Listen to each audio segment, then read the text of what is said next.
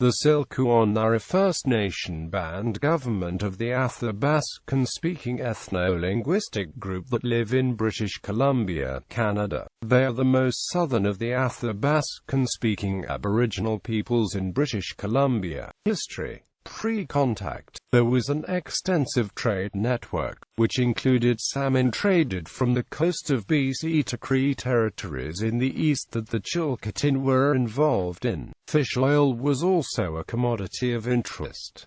European trade. The Tsilhqot'in first encountered Europeans trading goods in the 1780s and 1790s when British and American ships first came to the northwest coast, seeking sea otter pelts. By 1808, a fur trading company out of Montreal called the Northwest Company had established posts in the Carrier territory just north of the Tsilhqot'in, and trade began face-to-face and through carrier intermediaries. A fur trade fort was established by what had become the Hudson's Bay Company in 1821 at Fort Alexandria on the Fraser River, at the eastern limit of Tsilhqot'in territory, and became the major source for European goods. Disease. List of diseases with major impacts on Tsilhqot'in populations. Whooping cough 1845. Measles 1850. Smallpox 1855, smallpox 1862 to 1863, Spanish flu 1919. The isolated position of the Tsilhqot'in may have protected them from the first of the European smallpox epidemics which spread up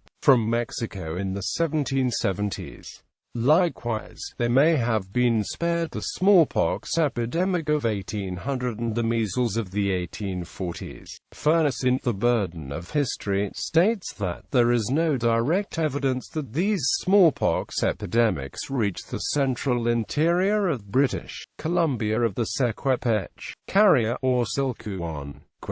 However, in the epidemic of 1836–38 the disease spread to Utah Lake which killed an entire carrier band. Details of the effects of these diseases are perhaps best documented by oral history which continues to support knowledge transfer in the region. Fur trade. Gold rush and European settlement. By the 1860s, miners panned along the Fraser, Quesnel, and Horsefly rivers, and the tributaries. Various business operators and merchants followed the miners, and with them farmers and ranchers to provision the mining towns that built up around the merchants. This led to competition for resources between the Chilcotin and Europeans, leading to a stream of events known as the Chilcotin War.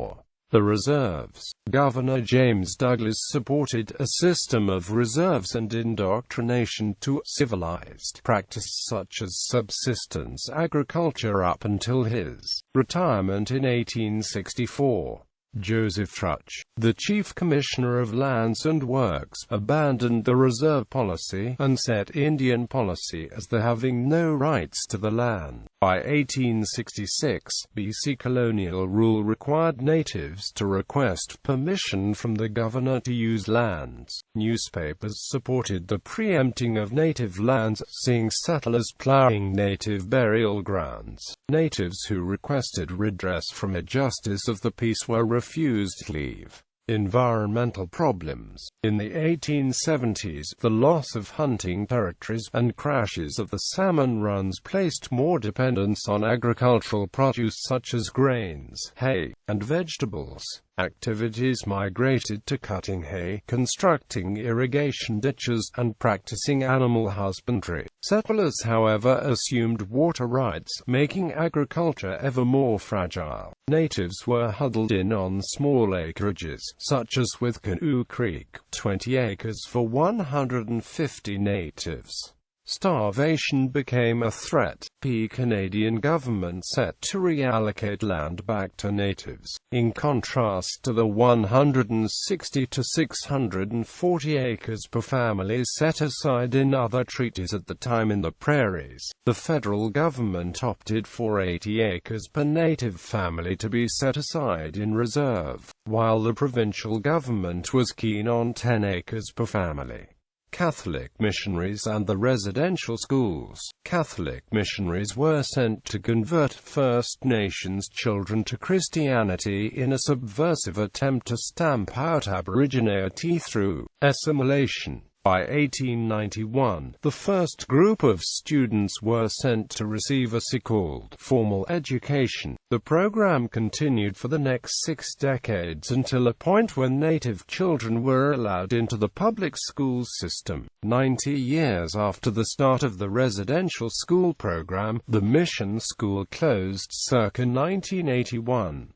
Throughout that period, Indian agents were empowered to remove children from homes to attend St. Joseph's Mission School in 150 Mile House. This led some to attempt to hide their children by sneaking out to hunting grounds or fields. Children fled the schools, and within the first 30 years, 3 investigations on the physical abuse and malnutrition were conducted. However, the natives were said to be wild, deserving the treatment. Disenfranchisement. Voting rights in Canadian federal elections were denied until 1960, and in provincial elections until 1949. Communities: Tsilhqot'in, Untitled, Tsilhqot'in, Tsilhqot'in, Tsilhqot'in, Astila, Chilcotin. There are 2 other notable non-reserve communities in the region, Alexis Creek and Anaheim Lake. Despite its small population and isolation, the region has produced an impressive collection of literature mixing naturalism with native and settler cultures.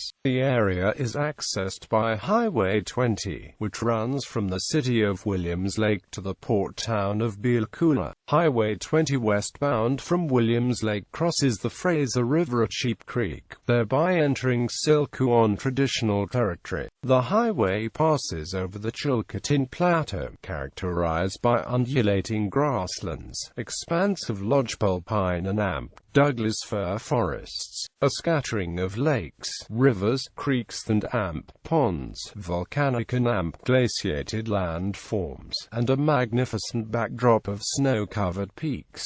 Bibliography: Nehemiah, The Unconquered Country by Terry Glavin. Chilcotin Cowboy by Paul Street, Pierre. Smith and Other Events by Paul Street, Pierre. Caruso of Lonesome Lake by Ralph Edwards. Chiwed by Sage Birchwater. The Chilcotin War by Mel Rothenberger. High Slack, Waddington's Gold Road and the Butte Inlet Massacre of 1864 by Judith Williams.